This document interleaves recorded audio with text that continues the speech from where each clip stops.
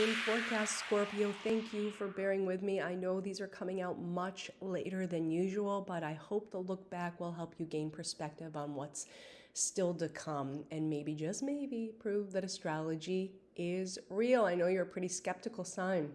Now, I'm calling June for you, embrace the unknown. And as we go through the reading, I think you're going to understand why. Since these are whole house readings and not based on your personal chart placements, if you were born closer to October 23rd, you could resonate with Libra, or if your birthday is closer to November 21st, you may want to listen to Sagittarius. Of course, start with your rising sign. That's your day-to-day life and true north.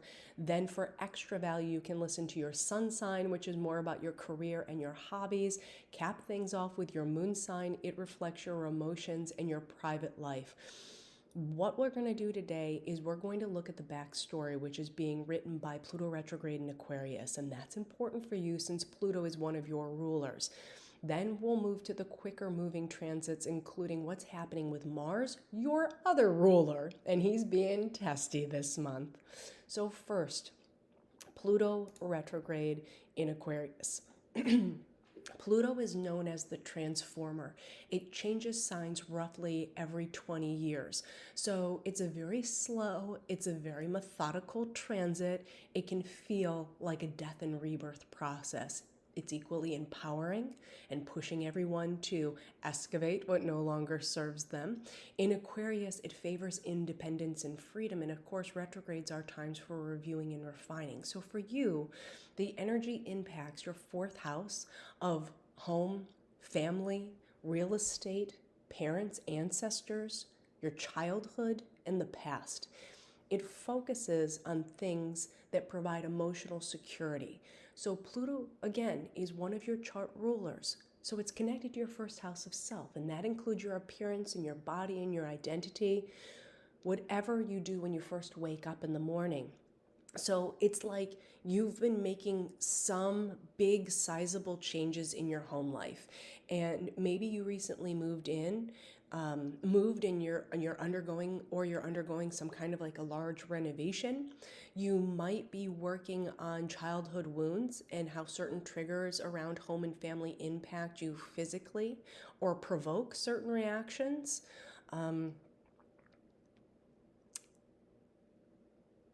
At the onset of this Pluto transit, you do have a square to Venus in your seventh house of committed partnerships. So this could be about how your family influences your close relationships, or you could be working with a therapist on these heavier emotional matters. This is pretty intense for you. So my advice is definitely to have a routine, right? Pluto first house. Wake up in the morning, reflect on what you want to accomplish for the day. Maybe you hit the gym, maybe you do some kind of stretching exercises. These activities are really going to help you process some of the more intense changes as you work through shedding one identity to give birth to the new. Okay?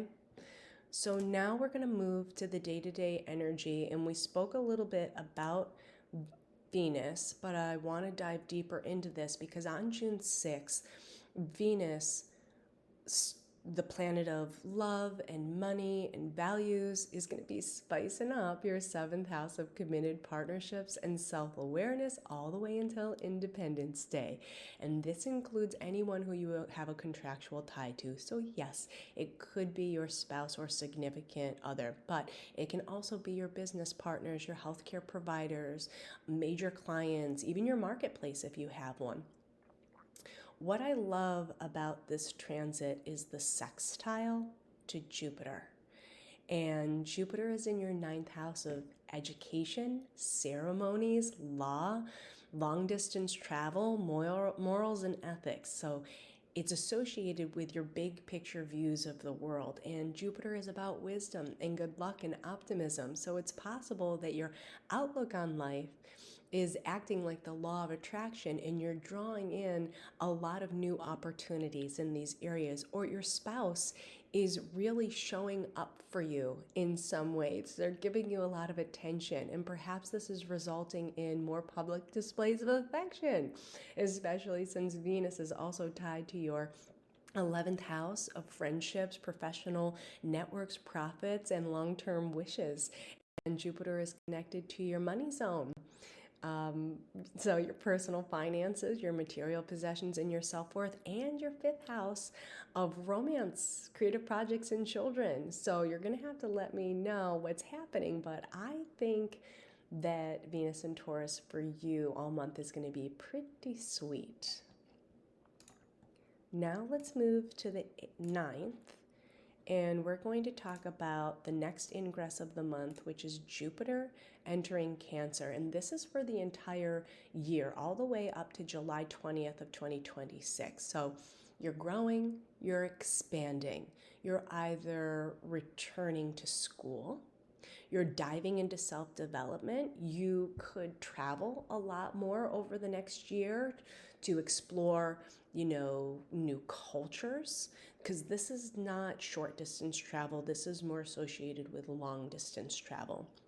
Maybe you fall in love with someone from a different background and they're changing your view of the world. It will be good for money, I can tell you that, and it has the potential to be very romantic and creative. So please make the most of this beautiful time. There are squares to Neptune and Saturn right here in your sixth house of work, health, and daily routines. So it's possible that all the growth throws your schedule off a bit. Maybe if you're taking courses, you don't have time to get to the gym regularly, or all the travel is making it hard to stick to your diet. Neptune can also blur lines. So if this does involve dating or small business, just keep your budget in mind. Money could flow in and out pretty quickly. Okay, this energy is all leading us to the full moon in Sagittarius, which is happening at 1 degree. So I want to move the wheel to reflect these specific aspects as best we can for whole house readings. There we go. And full moons are turning points, they're completions, they're endings. Sagittarius it rules for you your second house of money, material possessions, and self-worth. And since this full moon is ruled by Jupiter, once again, the energy is connected to anything that brings you joy. So that can be dating, it can be children, hobbies, or even speculative investments like gambling and crypto. So the positive news here is you've got a trine to Mars, the planet of action, which is sitting in your 10th house of career and reputation, parenting, legacy, social status. But there are, again, squares, and this time you've got them to the north and south node. So I'd say this full moon is pretty karmic for you. The nodes are turning points of our destiny, and the north node in Virgo is suggesting that we need to embrace something, and for you it is more joy in your life, either through romance, dating, children, hobbies, sports, things like that. But you need to let go of something here in the Virgo area of your chart in your 11th house, which does point towards your social life. It could be friendships, it could be professional networks, it could be the way you're making money, and it could be like an outdated goal or dream because your priorities have now shifted. So I hope that makes sense. I think the best advice I can give with this is to take whatever comes your way with a grain of salt and focus on little things instead of grand gestures, because money at the end of the day cannot buy true love. Okay, now we're going to go to some of the red flag days of the month, not for just you, for everyone. And that starts on the 15th when Mars in Leo squares Uranus in Taurus. So again, definitely a red flag day for everyone. For you, Mars is in your 10th house, and that is about your career. It's also about parenting, what you're known for in the world, and it points towards your social status. So married, divorced, single, engaged, employee, employer. Mars represents speed, action, aggression, and competitiveness, and squares do bring tension or conflict.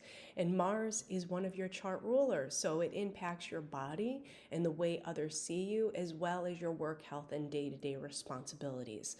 So this energy is at odds with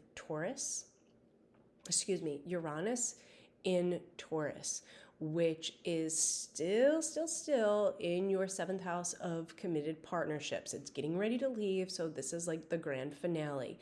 Uranus is disruptive. It can also bring sudden change, especially when triggered by a power player like Mars.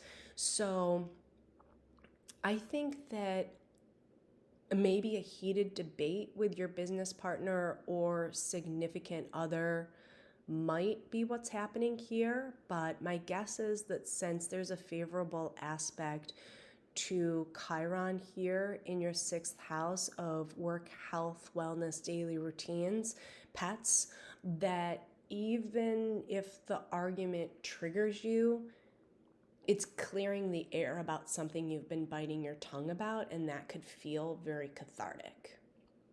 Now, also on the 15th, you've got Jupiter here in Cancer squaring Saturn in Aries. So there's a lot going on here. Let's break it down. Jupiter influences what you want to learn, where you want to go, what you believe in. It's connected to your income and everything that brings you joy, like romance, hobbies, and kids. In a square to Saturn, these more pleasurable activities may also come with a lot of responsibility. So maybe the cost of kids' summer camp is preventing you from spending on things that you want to do. Maybe with a trine to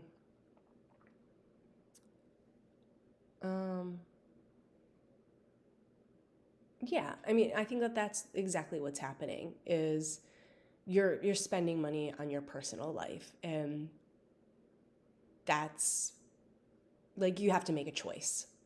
But I think at the end of the day, you're at peace with sacrificing things here and there for your family, because that's where Pluto is activating. Yeah, that's what I'm going to say. Now, moving on to the 18th, you have a very similar setup, but this is when things get a little confusing, or shall I say a lot confusing. So June 18th, we've got another major square, Jupiter and squares Neptune in Aries. And education, travel, your morals, your ethics, which is tied to your income or your relationship with money, and your dating life, your hobbies, your children, is creating confusion at work with your health or your schedule. So perhaps you're driving kids here and there and you feel more like an Uber driver than a loving parent, or maybe the romantic trips you're taking have really started to burn a hole in your savings. If you're trying to go back to school, you may realize that it's more difficult than you thought to work all day and then study at night and then take time for yourself and take care of your kids. So I think that this is really just a juggling act, and don't let the tension get to you that you project it onto other people. Yeah. If you need time for yourself today, I think that you really need to take it, because again, your head, Neptune, your mind is going to be elsewhere. So you might as well just take a pause on this day. So now we're going to end your forecast with a little bit of the sweeter days in June. We're going to talk about Jupiter on the 24th. Some astrologers call this the Day of Miracles because we've got the Jupiter Cazimi. And a Cazimi is when the sun joins forces with another planet and it boosts all of its energy. So we know that Jupiter is the planet of good luck and good fortune and optimism. So that's why they call it the Day of Miracles. But the caveat is that there's still the squares here to Neptune and Saturn in your sixth house of work, health, schedule, day-to-day responsibilities, pets. So it's like the Day of Miracles that wasn't, right? But let's focus on the positive. The energy is activating higher learning, travel, and your beliefs. It's tied to your income, it's connected to your hobbies and your kids, and the sun spotlights your career and your reputation and your role as a parent. So I think today you're going to be extra positive about something in your public life right here.